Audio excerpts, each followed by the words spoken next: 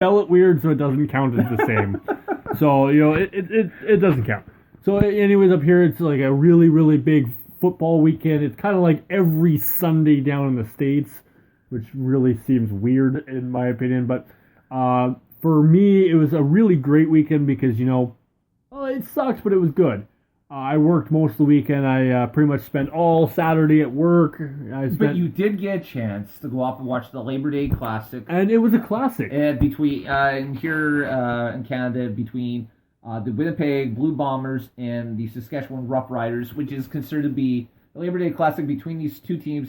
It's generally considered to be one of the, if not the best game on during the entire season and the CFL. Yeah, the only thing that kind of rivals is when Hamilton and Toronto play each other for the Labor Day as well. They definitely do go all out when it comes to the fan experience mostly. But while the Blue Bombers did win and ended a 11-year win streak at Mosaic Stadium, for the Riders. Streak, no. Well, yeah, a losing streak technically. They ended their losing streak. They ended, the Rough Riders, 11-year winning streak. On top of that, this was the last Labor Day Classic at Mosaic Stadium. Brand new stadium next year, so you know what? The rivalry is heated and more important next year than ever. As a Rider fan, I got to say, I'm kind of proud of how that game went. It was a darn good game. I actually expected. It was one of the best games I have ever seen. Down to the wire, three points decided it.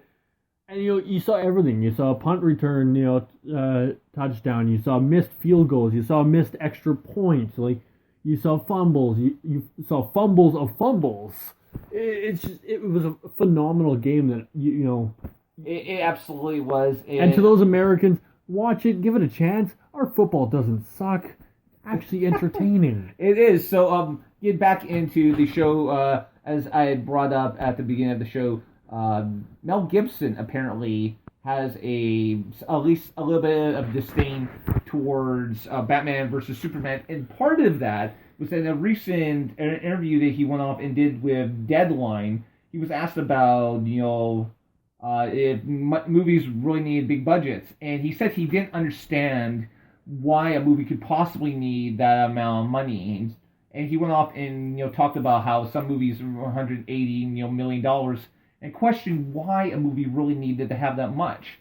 And then he went up and turned around and he asked about Batman versus Superman. He says, how much money did it take to make that movie? And when he was told $250 million, he went off and says, oh yeah, and that's probably before all the promotions and everything. And let me just see if I can pull this up. And he went off, and his words, not mine, his exact quote was, and it's a piece of shit. Okay. While I agree with his comments, I have to turn around and say this. I am not a Mel Brooks fan. I've liked Gibson. Mel Gibson. Wow. I am a Mel Brooks fan. You leave Mel Brooks out of this. Wow. I'm not a Mel... if you go up and you diss Mel Brooks, you and I are going to have problems. I am not a Mel Gibson fan.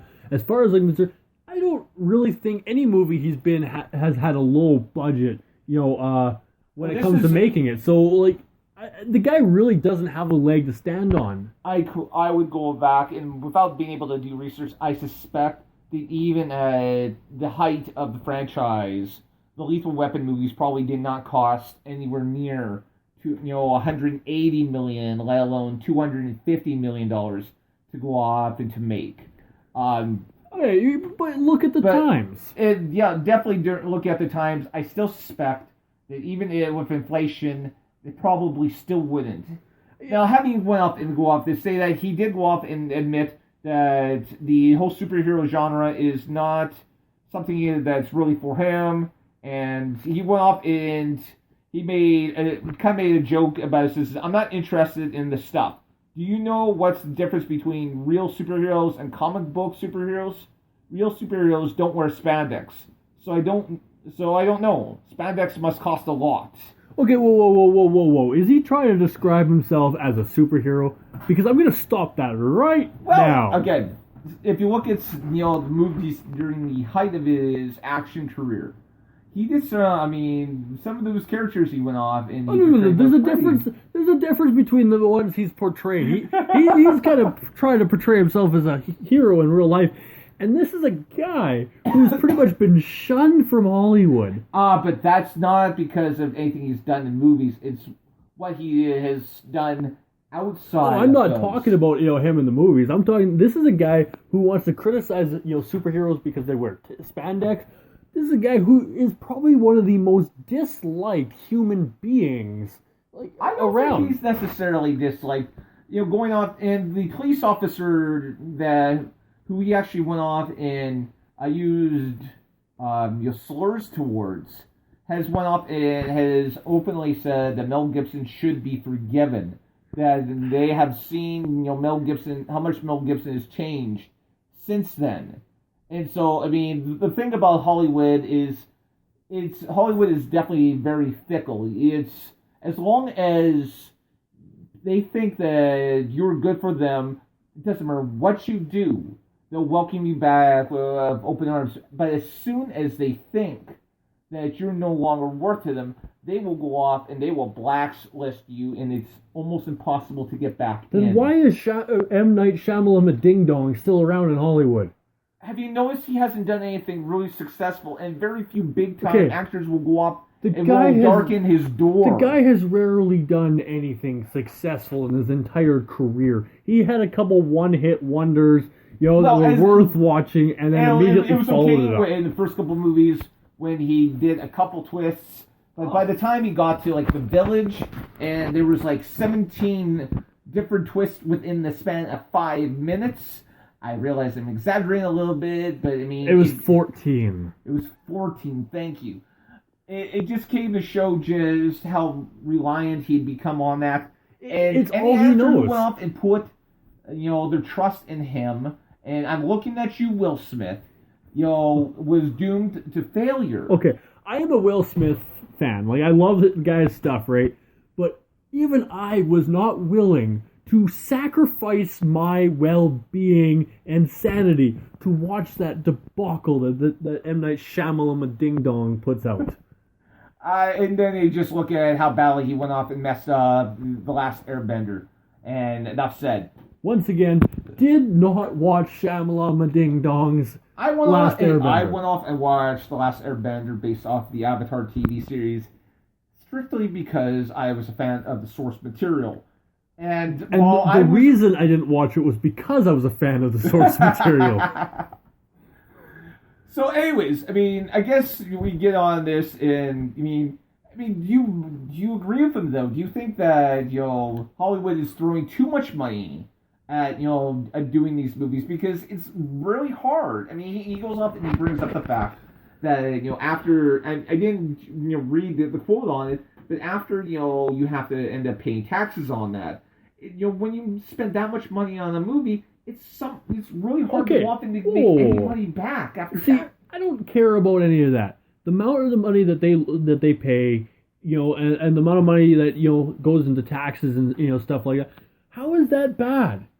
The more money that goes into taxes, that goes into the coffers, it actually kind of helps the small cities and things like that actually do the filming. But if a movie ends up paying more taxes and doesn't make any money, then that affects the people who did the movie, not everybody else. But yeah, I mean, there's a lot of people going off and I'm not talking about the actors and the directors and the producers, but when this goes off and affects the people that end up working on the movie, behind the scenes, the cameramen. See, you also got to look at a lot of that money they're talking about that they're spending on the budget. And that includes the stuntmen, that includes the makeup artists.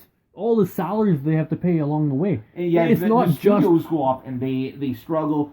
Then they go off and stop making these movies. Okay, and so if studios stop making movies just because the movies turn into crap or something like that, why is Fox still around? I have nothing to say to that other than I keep hearing rumblings about how.